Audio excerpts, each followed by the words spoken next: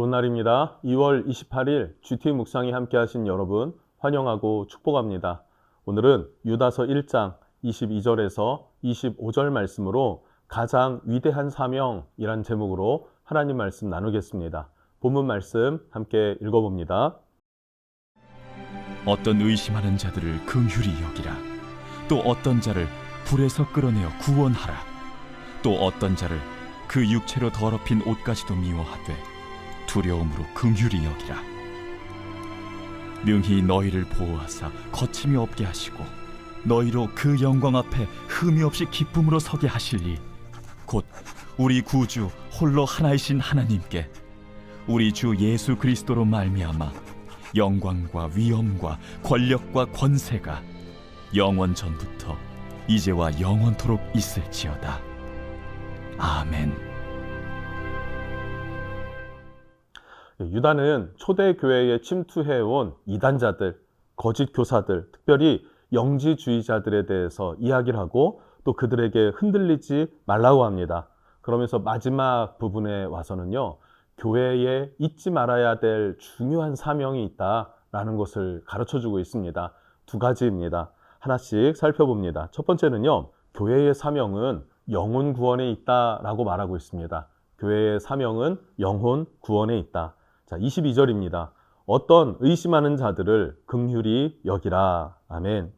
믿음이 적어 의심하는 사람들이 교회 안에 늘 있습니다. 언제나 있습니다. 그들에게 어떻게 해야 합니까? 긍휼을 베풀어 주어야 한다라는 거예요. 긍휼을 베풀어 주어야 한다. 예수님도 그러셨어요. 의심하는 도마에게 어떻게 하십니까? 긍휼을 베풀어 주셨죠. 내가 두 눈으로 봐야겠다 뿐만 아니라 내 손으로 주님의 못자국을 만져봐야 나는 믿겠다라고 할 때에 호련히 주님이 나타나셔서 도마에게 만져봐라, 옆구리에 너의 손가락을 넣어봐라 라고 보여주셨죠. 나무라지 않으셨습니다. 무엇입니까? 은혜를 베푸신 것이에요. 긍휼한 마음으로 은혜를 베푸신 주님이십니다. 마찬가지로 우리도 교회 안에 믿음이 연약한 지체, 성도가 있죠. 그들을 향하여서 어떻게 해야 됩니까? 긍휼한 마음이 있어야 한다라고 말하고 있어요. 특별히 23절에는요, 또 어떤 자를 불에서 끌어내어 구원하라 라고 말하고 있어요. 불에서 끌어내어 구원해야 할 사람도 있다 이렇게 말합니다. 자, 불에서 끌어내어 구원한 그 예는요, 이 유다서 7절에서 이미 나누었습니다. 소돔과 고모라 심판하실 때 무엇으로 심판했습니까? 유황불로 심판하셨죠. 그렇게 불로 심판받는 소돔과 고모라 가운데에 하나님께서는 천사를 보내셨습니다.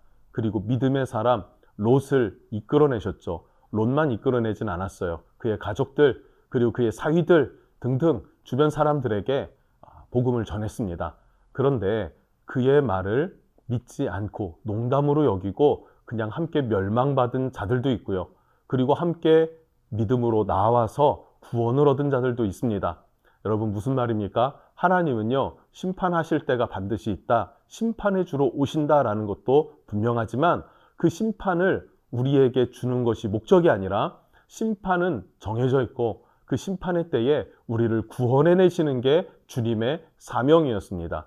그것이 예수님의 길이었고 그리고 초대교회의 사명이며 지금 현재 성도들, 교회의 사명도 이 복음 전파에 있음을 우리는 기억해야 할 줄로 믿습니다. 여러분, 소돔성이 왜 멸망했습니까? 음행 때문에 멸망했습니다. 음행은요, 큰 죄악입니다. 불같은 심판을 받을 죄악이에요. 그럼에도 불구하고 죄인이라고 낙인을 찍어놓고 그 사람은 예수를 안 믿는다라고 우리가 단정지어서는 안 된다는 것입니다. 그 안에서도 예수를 믿으려는 사람, 하나님께서 예비한 그 믿음의 사람들이 있을 것이다라는 그 마음을 가지고 찾아야 하고 복음을 전해야 하고 끄집어내서 구원해내는 것, 그것이 바로 교회의 사명이라고 말해주고 있는 것입니다. 그런데 이것은 사실 생각보다 쉽진 않아요. 우리 교회 안에 믿음이 부족한 지체가 있다고 생각해 봅시다. 이 사람이 말하는 것, 행동하는 것 하나하나 은혜롭지가 않습니다. 왜요? 아직 예수가 그 안에 없기 때문에 말하는 것도 세속적이고 행동하는 것도 세상적입니다. 그래서 교회 안의 문화와 너무나 이질감을 가져올 수밖에 없는 것이죠. 그럼에도 불구하고 성숙한 성도로서, 먼저 믿은 성도로서 그들에게 긍휼을 베풀고 불같은 시험 가운데서도 끄집어내어서 구원해낼 줄 아는 마음이 있어야 한다는 것. 이것이 바로 주님의 마음이고 교회의 사명이다라는 것을 말해주고 있습니다. 자, 두 번째 24절에서 25절에서는요. 교회의 본질적인 사명은 하나님을 찬양하는 것이다 라는 것을 이야기를 하고 있습니다.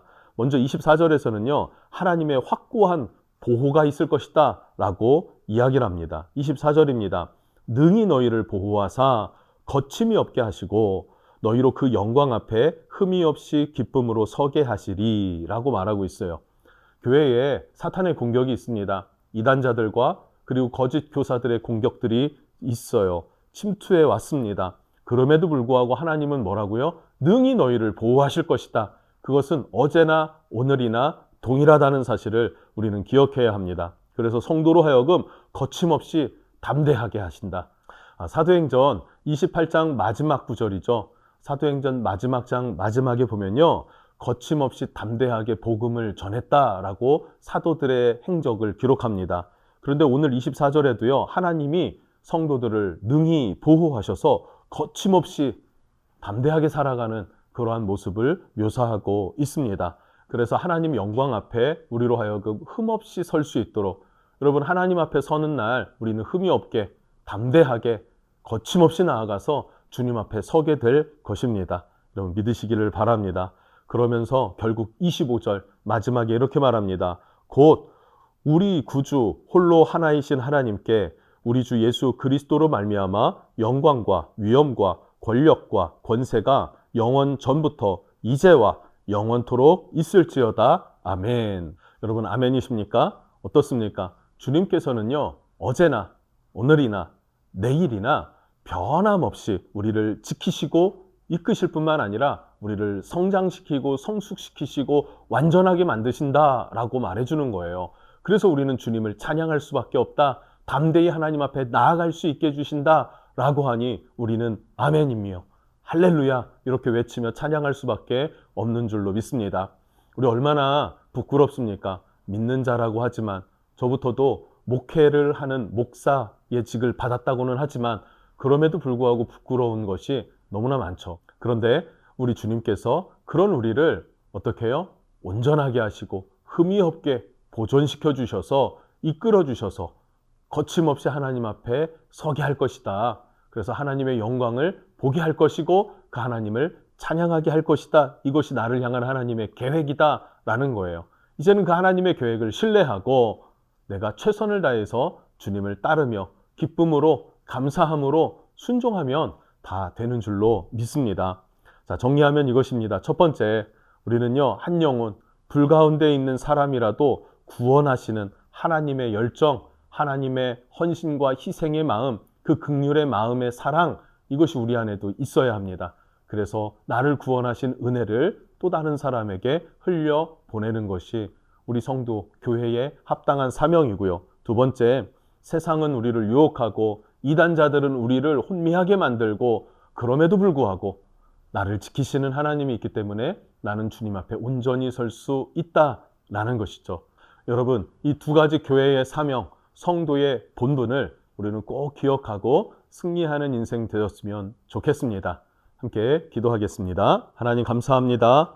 성도에게 또 교회에게 주신 하나님의 위대한 사명, 그것은 예수님이 우리에게 베푸신 구원의 은혜, 구원의 복음을 우리로 하여금 증거하고 전파하고 그래서 한 영혼이라도 불 속에서라도 끄집어내어서 구원해내는 그러한 주님의 사명을 감당하게 해주십니다. 뿐만 아니라 이 사명을 감당할 때 언제나 주님은 우리를 능히 보호하시고 거침없이 하나님의 영광 앞에 흠없게 기쁨으로 서게 하시는 주님이 되어 주십니다. 하나님, 우리를 향한 주님의 사랑과 은혜와 그 긍휼함을 우리가 깊이 경험하고 내 마음에 감격되어져서 하나님의 말씀을 따라 살아가는 은혜, 그래서 승리하고 열매 맺는 삶이 될 수 있도록 우리와 또 우리의 교회를 축복해 주십시오. 예수님의 이름으로 기도합니다. 아멘.